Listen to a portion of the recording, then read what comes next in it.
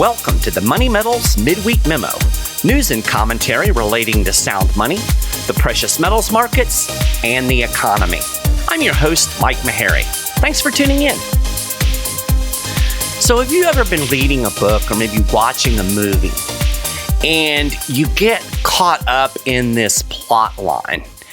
And as you move through the story, you realize that your understanding of this plot line was completely wrong initially because you just didn't have all of the information, right? You're watching this story that's kind of within a story evolving, and that story within a story shifts because the bigger story is moving around it. Let me give you an example. Star Wars, the original Star Wars movies that came out in the 70s. So I guess now within the series, it was like the second three in the three trilogies. But regardless, the original Star Wars, you had this kind of weird underlying romantic tension between Luke Skywalker and Princess Leia. And I remember thinking as a kid, like in the first movie, that, Luke and Princess Leia are going to get together. Well, then, of course, it turns out that Princess Leia is Luke's sister. And it was like, oh, who saw that coming? It was a story within a story, right? You saw one thing evolving, but you didn't really have enough information early on, or you were missing things early on that were kind of twisting the story, so to speak. So what does this have to do with gold or silver or markets? Well, I think there is a bigger story that the whole tariff thing is working within right now. And I think we need to kind of talk a little bit about the bigger picture while everybody else is focusing on this kind of ongoing tariff narrative. Now, it's been a heck of a wild ride, right? Everything in the markets is yo-yoing. We've seen stocks, big sell-off in stocks. We've seen gold go up and down. In fact, on Monday morning, I was working on an article, and I was kind of watching the gold ticker on the moneymetals.com website. And I was seeing these swings in the price of gold, $10, $20 swings up and down within the matter of minutes. And I can't really think of the last time that I've seen that kind of yo-yoing in the price of gold. Now, later on in the day, it ended up selling off pretty significantly, but just kind of looking at what we've seen over the last couple of days, we had a huge correction in the price of gold. We had the yellow metal back below $3,000 an ounce yesterday. And when I got up this morning, we were back up over $88 an ounce, and the price was at $3,083 as I was doing prep for this show. So really, the only thing right now that we can say is certain is uncertainty. And I just out of curiosity, I went and looked at the VIX volatility index, and it is at 57.85, or at least it was when I looked at it about an hour and a half ago. And to put that into perspective, the VIX rose to 66 during the early days of the pandemic, and it went all the way to 79 back in October of 2008 as the 2008 financial crisis was unfolding. So we're seeing volatility levels now just slightly below what we saw during arguably the biggest time of economic turmoil that we've had in the last couple of decades. We're approaching that level. Now, something that markets really hate? Uncertainty. And again, that's the name of the game right now. And if you're somebody who's trying to, run a business or make decisions for a longer term, good luck doing it right now because everything is so up in the air. And, it was interesting on, I can't remember what day it was. It was either Friday or Monday. Everything kind of runs together in my head. But maybe it was Tuesday. Recently, within the last few days, we were seeing this big sell-off in the stock market. And then there was this rumor that hit that Trump was considering putting the tariffs on pause for 90 days. And all of a sudden, you saw this huge spike in the stocks. You saw a big shift in gold. All of the markets reacted to this rumor. And then, 30 minutes later, it comes out, no, nobody said that. It was just an unsubstantiated rumor. And that is how much that rumor impacted the markets. You could literally see it on a chart. You saw these big spikes when this rumor came out. Now, imagine for a minute you're trying to run a business, okay? And let's say that you, maybe you use something in your business that is imported from another country. And so you're having to consider, how are these tariffs going to impact my business? And then all of a sudden, the tariffs are gone. It's almost, the uncertainty is almost worse than a bad policy or a good policy, I guess. It depends on how you look at the tariffs. But, from the perspective of this guy running a business who has one of his inputs, the price is going to go up because of a tariff. That's a problem. He has to deal with that problem. How do you deal with it when you don't know if that problem is even going to exist in 2 days? So the uncertainty is really a problem for a lot of people out there in the real world right now. And of course, it's difficult to make any kind of investment decision. If Trump were to come out tomorrow and say, okay, we've negotiated and we're going to lower all these tariffs, well, I guarantee you'd see a big revival in the stock market. You'd probably maybe see gold sell off. Who knows? And so it's that who knows that makes things really difficult for investors, for entrepreneurs, for people running businesses, for everybody during times like this. So yesterday I was thinking, how do I want to approach the show today? And my first impulse was to talk about the trade war and the tariffs. But, there are plenty of people doing that. And I started thinking about it, and I kind of want to focus on the bigger picture, right? That bigger story that this tariff story is operating within.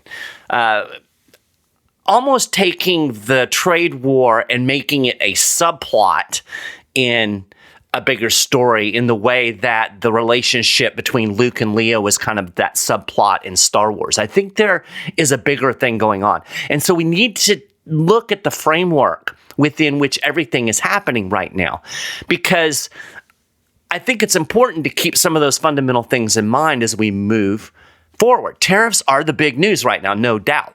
The trade war is definitely driving everything, at least on an hour-by-hour basis. That's certainly the impression that you're going to get if you're listening to any kind of mainstream news report. And don't get me wrong, I'm not minimizing the trade war at all.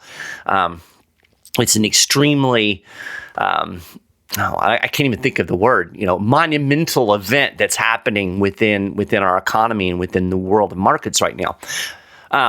And it's undeniable that the aggressive tariff regime certainly is what triggered the sudden and sharp downturn in the stock market that we've seen over the last week or so. But here's the question. Is there something deeper going on? Or is it just tariffs? I think there's something bigger. I think there is a bigger picture. The big sell-off in response to tariffs, in my opinion, is just a chapter in a much longer novel. Again, it's the subplot. And one of the things that I was looking at earlier this week is a metric known as the Dow-to-Gold ratio, and it kind of hints at this larger narrative. So I want to talk about that a little bit, and it'll give you a little bit of perspective into the broader markets and kind of what's been going on, not just in the last couple of weeks, but over the last, really kind of going to look at almost a 2-decade time span to put this all into a bigger context. Now, if you want to put it in a nutshell, you want the Cliff Notes version, the stock market right now is historically overvalued. And at least it was, leading up to the sell-off. I would argue that it still is. In other words, the stock market is a bubble. And I've been talking about the stock market being a bubble for a long time. In fact, I would argue that the stock market has effectively been in a bubble since 2010 or 2011, in the aftermath of the 2008 financial crisis. The Federal Reserve, with its easy, loose monetary policy, blew up a stock market bubble. And one thing that we know about bubbles is that they all eventually pop. All it takes is a pin. And I think that tariffs might be the pin that popped the stock market bubble. But even if stocks manage to regain their footing, let's say that, again, Trump, steps out on stage tonight and says, we have accomplished everything. We've negotiated new tariffs with all of these different countries, so the trade war is over, yay. There's still another pin out there. The stock market is still in a bubble. So what is the Dow-to-Gold ratio and why does it matter? Well, it's a metric. It's a technical ratio. And it basically prices the Dow Jones Index in ounces of gold. So currently the ratio, this was as of a couple of days ago, the ratio was just over 12.5 to 1. So what that tells you is that it would take around 12.5 ounces of gold to buy the Dow. Now, if you look at a chart of the gold to Dow ratio, and I'll actually include a chart on the show notes page so you can check it out if you want to. That'll be over at moneymetals.com/news. But if you look at a chart, you can see that this ratio is starting to break down. You'll see it dipping. And that's telling us something. Well, what's it telling us? Ratios are always valuable in revealing trends and cycles, right? We talk a lot about the gold-silver ratio, or I do. And a large spread in the gold-silver ratio, such as what we have today, it was over 100 to 1 last time I looked. This tells us that silver is significantly undervalued right now compared to gold. That big spread reveals something about the historical relationship between gold and silver. And when you see a big ratio like that, you know that it is out of whack. And when we get large spreads in ratios like this, they typically revert back to their mean, right? There's kind of an average in these ratios. And when it goes way above that average or way below that average, the ratio will eventually snap back or slowly move back to that mean. That's why the ratios are valuable. So, if you look at the gold to silver ratio, we saw it go way up prior to the Great Recession. And then it fell to 30 to 1 in 2011. It was over 81 during the money creation before the Great Recession, right? We saw a similar thing happen during the pandemic. We saw the gold to silver ratio get really wide. And then when the Federal Reserve started pumping money into the economy, when it cut rates to zero, that spread closed significantly. And so we can look at the Dow to gold ratio and we can see similar trends and look at similar historic averages and means and garner information about what's going on in the markets. So what we find is that historically, when you start to see the Dow to gold ratio fall, it usually precedes or coincides with either a financial crisis or a long-term bear market.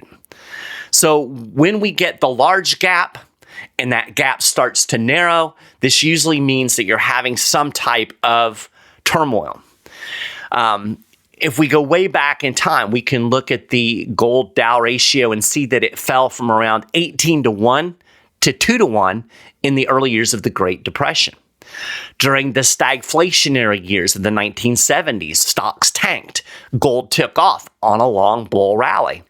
And then in 1980, that Dow gold ratio briefly touched 1 to 1, 1 ounce of gold for the stock market. And we can look at more recent history. Stock valuations took off in the 1990s with the dot-com boom. And between that low of 1-to-1 in 1980, moving up to 2000, the gold to Dow index moved as high as 43-to-1. And so we look at today, we've seen another big run-up, not quite 43-to-1, but the current spread is historically wide. So, if we look at recent history, how do we account for the massive run-up in stocks? And it's kind of funny because if we go back to, 2017, 2016, the stock market was moving higher and Trump was taking credit for it. And then over the last couple of years, the stock market was moving higher and Biden took credit for it. And, you've got two very different presidents, both overseeing a booming stock market. Maybe it doesn't have as much to do with the presidents as people might think. There's certainly a lot of factors that go into a stock market bull run. A lot of the time, it can just be good fundamentals. The economy's strong, businesses are booming, earnings are flowing, and so the stock market will go up. That's great. But one of the most significant drivers of the stock market, especially in recent history, is money creation by the Federal Reserve. It is money creation that helped pump up the dot-com bubble. And the extreme overvaluation of tech stocks during that time drove the Dow-to-Gold ratio to those all-time highs. And then, of course, that bubble popped. Now, the Fed managed to keep some of the air in the bubble for a while with a massive injection of easy money, but the bubble popped as we endured the 2008 financial crisis and the Great Recession.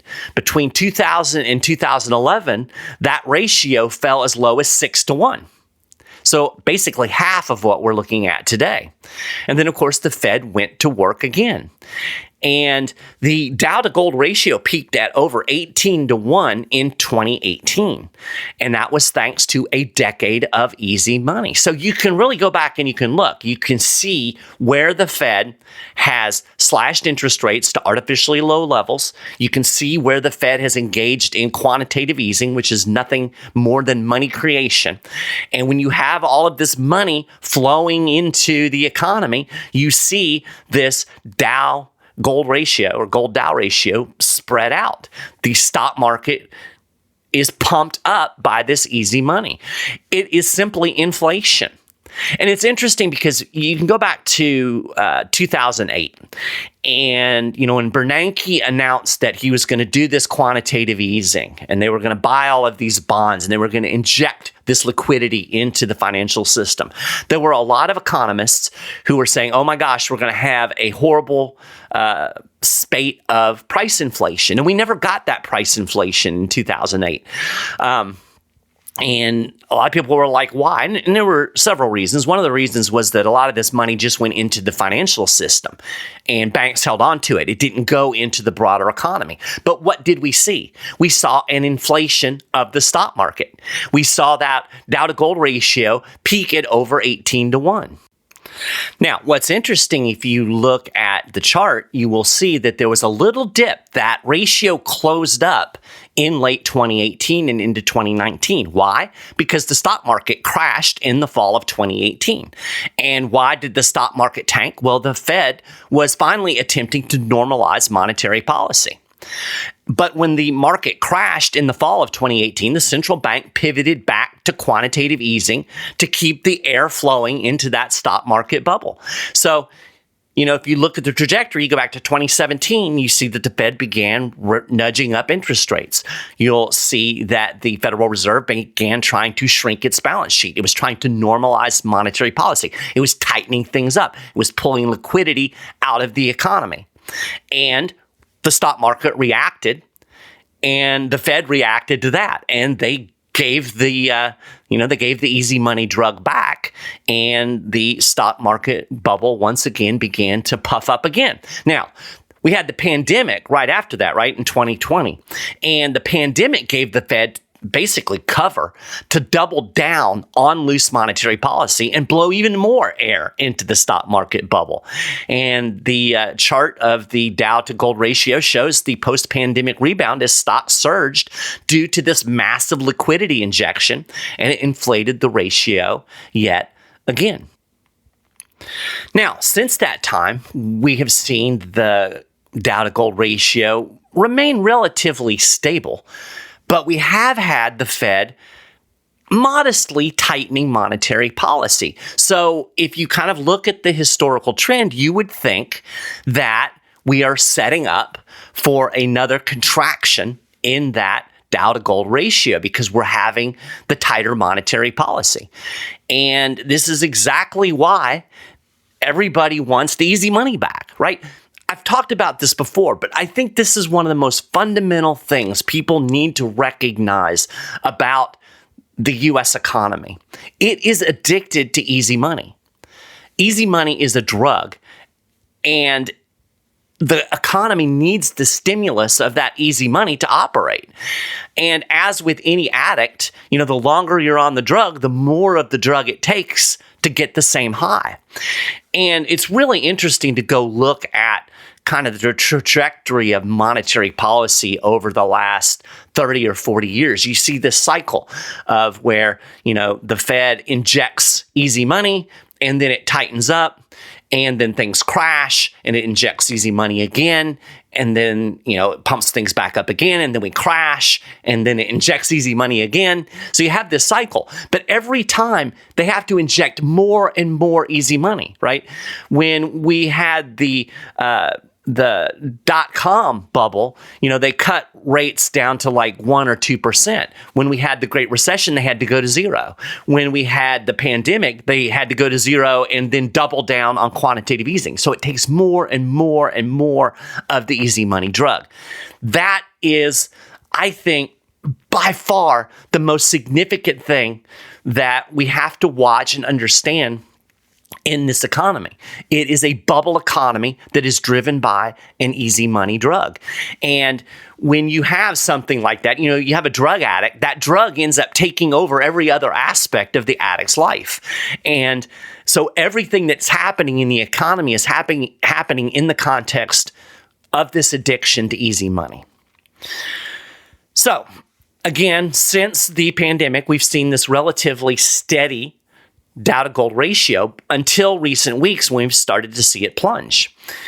And the relationship between Fed monetary policy and the Dow-to-Gold ratio underscores an important fundamental. And I've already alluded to it. The stock market is subject to inflation just like consumer prices. In fact, as we saw in 2008, monetary inflation usually shows up in equities first.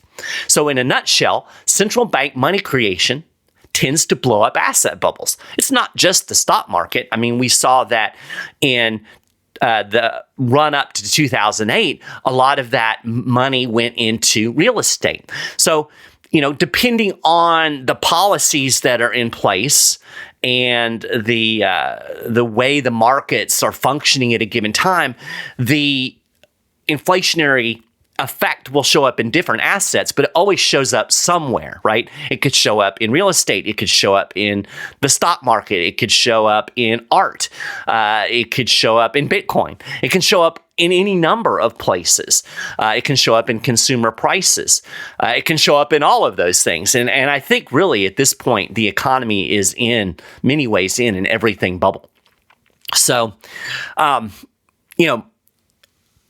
the effect of all of this is that, while stocks have surged in nominal terms, they've made much less progress in real inflation-adjusted returns.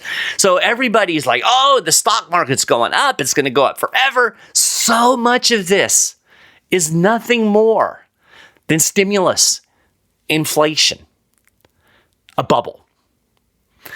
And I've been saying for years that the stock market is extremely overvalued. I think it was overvalued back in 2017. And this is all thanks to the Fed's monetary malfeasance. It's a bubble waiting for a pin. And again, it started to deflate in 2018. I really believe we would have seen a massive stock market crash and a very deep recession or a financial crisis in 2019 or 2020 had it not been for the pandemic.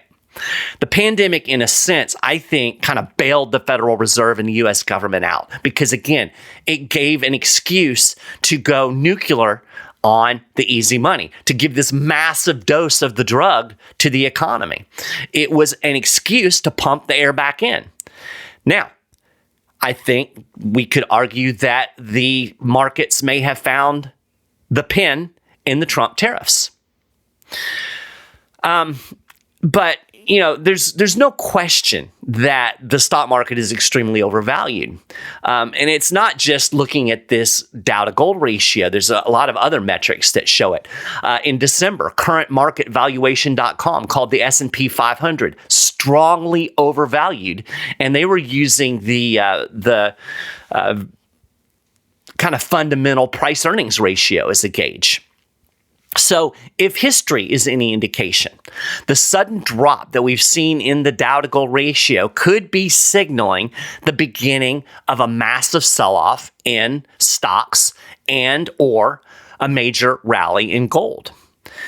And the recent breakdown in the Dow-to-Gold ratio may also signal that it's time to consider getting out of stocks and into gold, rotating out of stocks and into gold.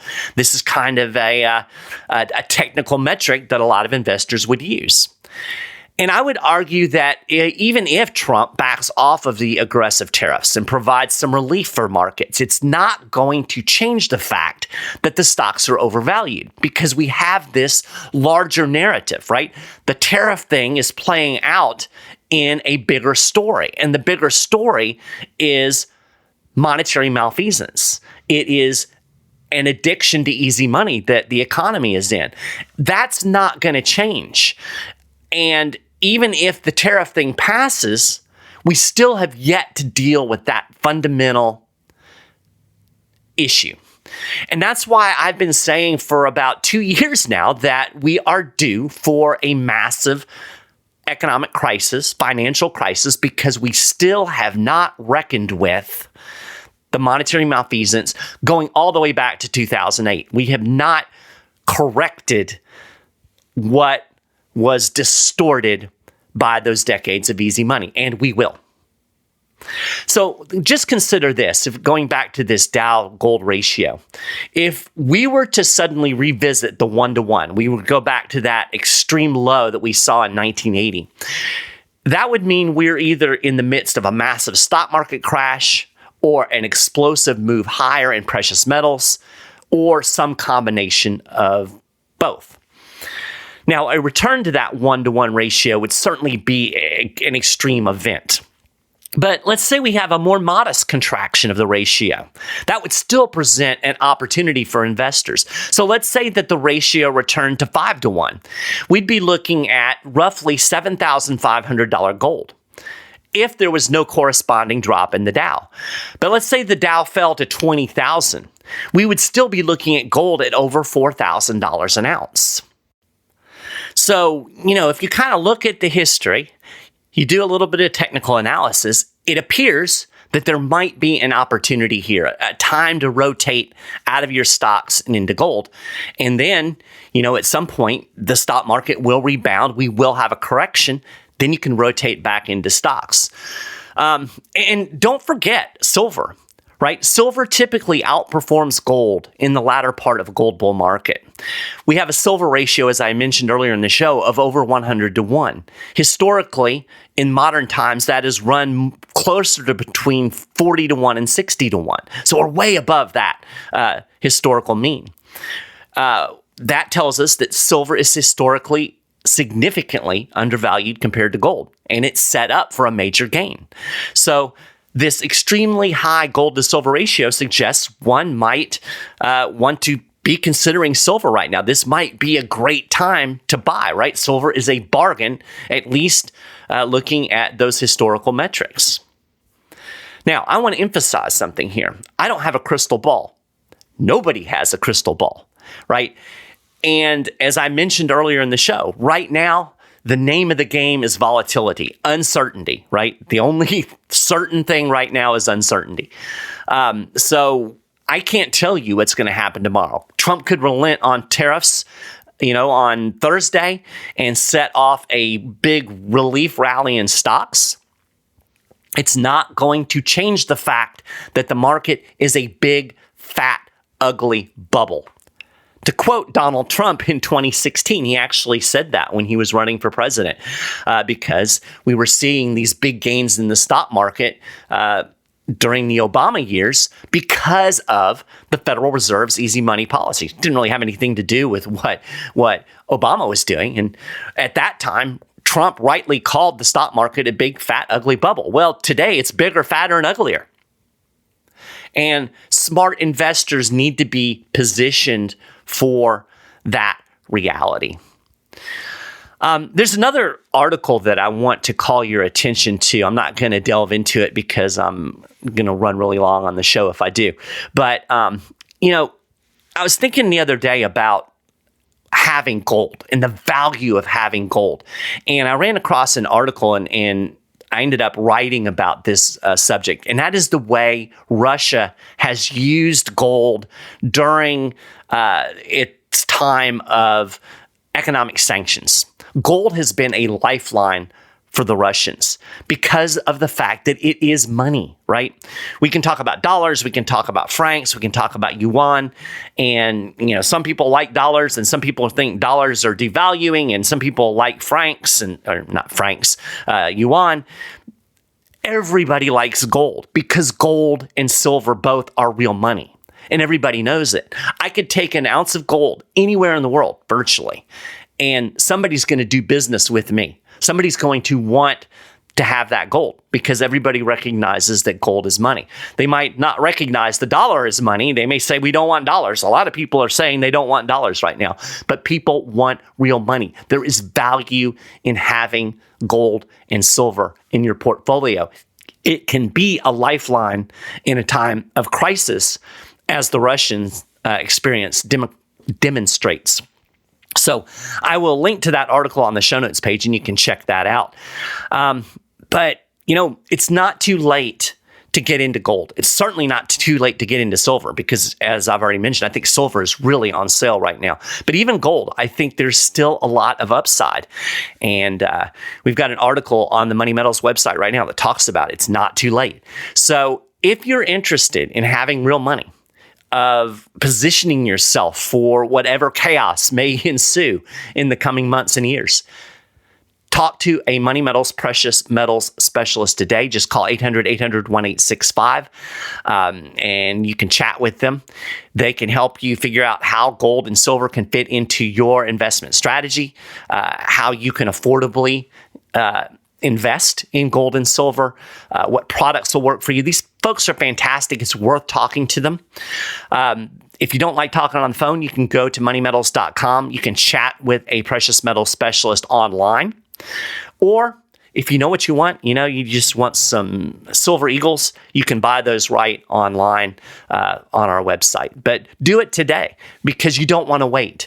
You don't want to have to be trying to scramble to get a lifeline in the midst of a crisis. You want the lifeline to be in your hand when the crisis erupts. So do that today, 800-800-1865. So we're going to call that a wrap for this episode of the Money Metals Midweek Memo.